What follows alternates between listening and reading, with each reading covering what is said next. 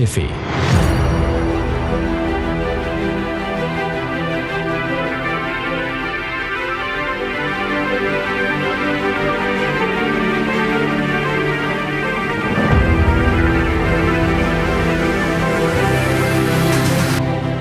Bukti yang diajukan pemohon sendiri, pelantikan tersebut semuanya dilakukan pada kurun waktu 2022 sampai 2023 ketika Haji Marian Jumaidi belum mencalonkan diri sebagai Bupati Nganjuk periode 2024-2029. Bahkan tahapan pemilihan kepala daerah Nganjuk tahun 2024 pun belum dimulai sama sekali. Oleh karena itu, dalil aku adalah tidak beralasan menurut hukum.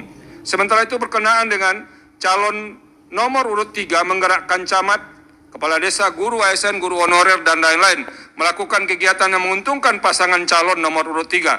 Setelah mahkamah memeriksa dan membaca semua bukti-bukti yang diajukan, termasuk fakta yang terungkap di persidangan, mahkamah tidak mendapatkan bukti yang cukup meyakinkan perihal dalil dimaksud. Oleh karena itu, dalil aku adalah tidak beralasan menurut hukum. Berkenaan dengan dalil-dalil lainnya, tidak relevan dipertimbangkan lebih lanjut karena setelah dinilai oleh mahkamah tidak signifikan mempengaruhi hasil pemilihan di Kabupaten Nganjuk.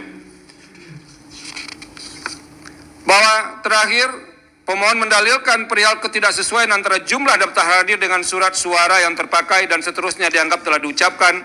Mahkamah menemukan fakta hukum bahwa tidak terdapat perbedaan ataupun ketidaksesuaian dimaksud. Selain itu, Bawaslu Kabupaten Nganjuk juga telah menindaklanjuti laporan terkait peristiwa dimaksud dan menyatakan tidak terbukti sebagai pelanggaran administrasi pemilihan. Bahwa berdasarkan seluruh pertimbangan hukum tersebut di atas, Mahkamah berpendapat terhadap permohonan dakwa tidak terdapat alasan untuk menyimpangi ketentuan pasal 158 Undang-Undang 10/2016 yang berkaitan dengan kedudukan hukum pemohon dan seterusnya. Mahkamah juga tidak menemukan adanya kejadian khusus dan seterusnya.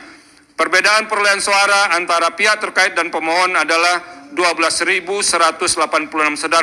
suara atau setara dengan 1,91% dari maksimal 0,5% atau lebih dari 3.183 suara.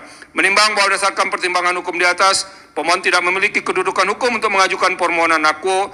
Dengan demikian, eksepsi termohon dan eksepsi pihak terkait bahwa pemohon tidak memiliki kedudukan hukum adalah beralasan menurut hukum. Dan seterusnya dianggap telah diucapkan. Konklusi dan seterusnya dianggap telah diucapkan berdasarkan Undang-Undang Dasar Negara Republik Indonesia tahun 1945 dan seterusnya dianggap telah diucapkan.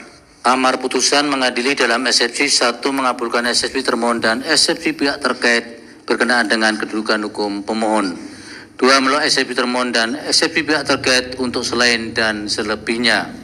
Dalam pokok permohonan menyatakan permohonan pemohon tidak dapat diterima.